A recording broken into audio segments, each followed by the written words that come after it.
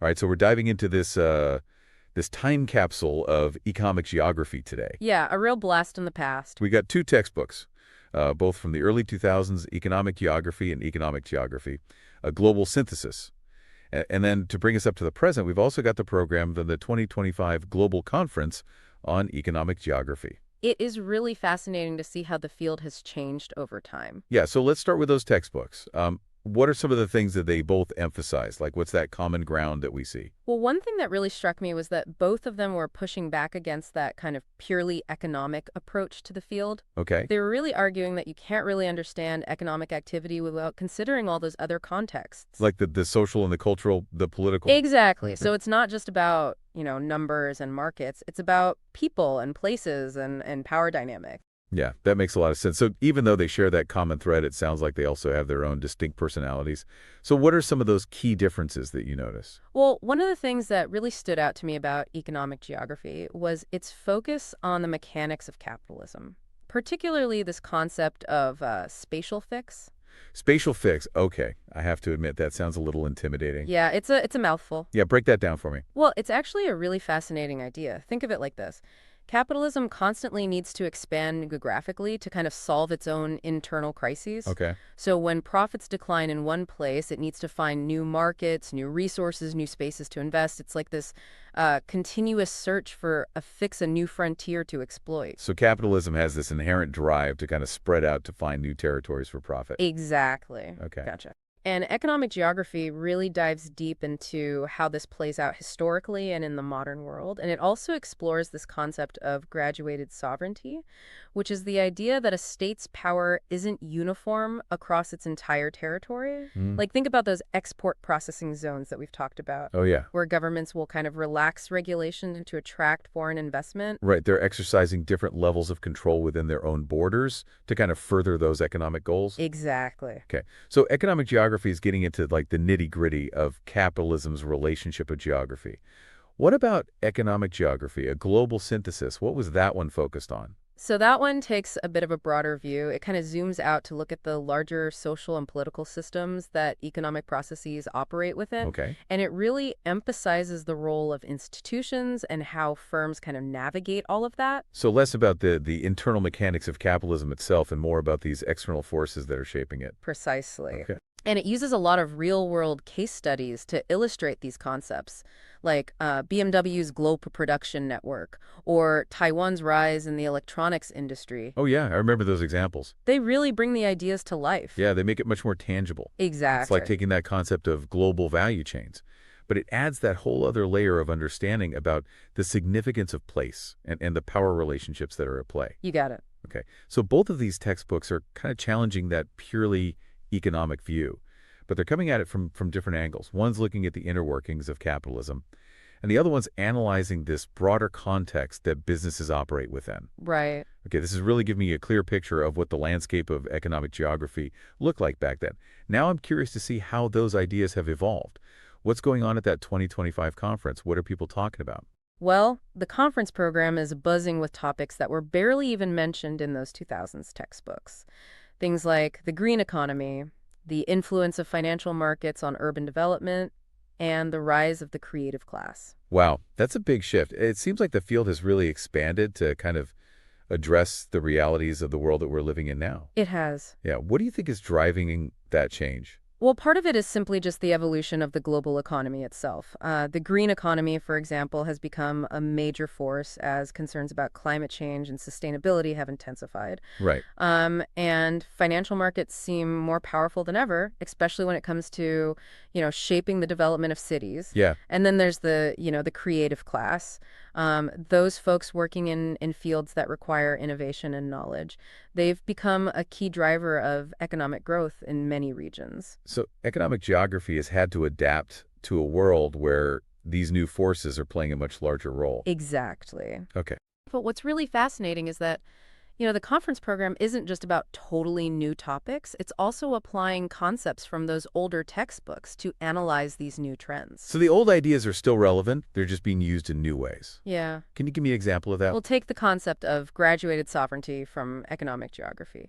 It's being used to analyze how cities are competing to attract financial investment, sometimes even creating these, special zones with relaxed regulations to lure in those big banks and corporations.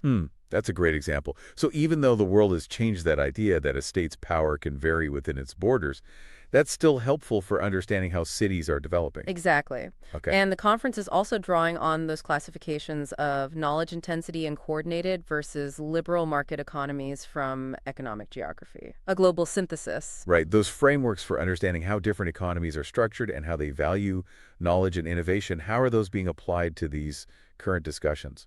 Well, they're being used to analyze the rise of the creative class and how different regions are adapting to a knowledge-based economy.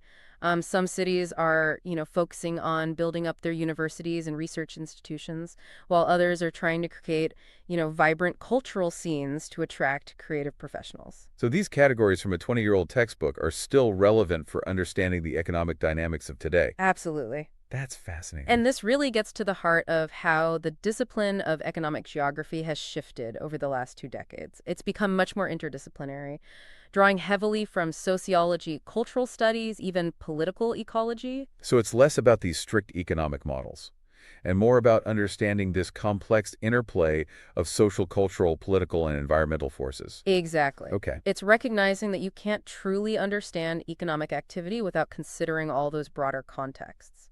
And there's been a clear shift in focus from manufacturing to services, reflecting those changes in the global economy itself. Right. So the field has kind of broadened its scope to reflect the complexities of the modern world.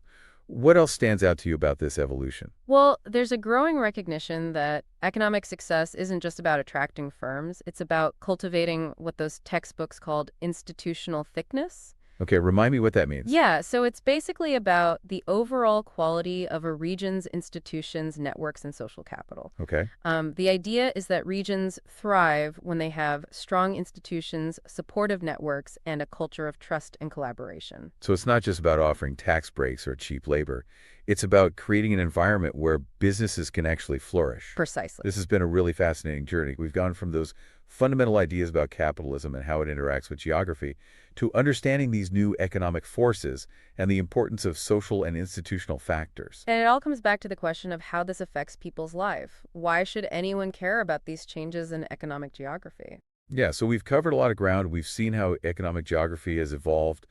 But what does this all mean for someone living in 2025? That's the important question, isn't it? Like, why should anyone care about these changes? Exactly. It's fascinating from an academic standpoint, but how does it actually impact people's lives? Well, I think it's about understanding the forces that shape the world around us, like those forces that affect our communities and our own personal choices. It's about looking beyond just the headlines about economic growth or decline.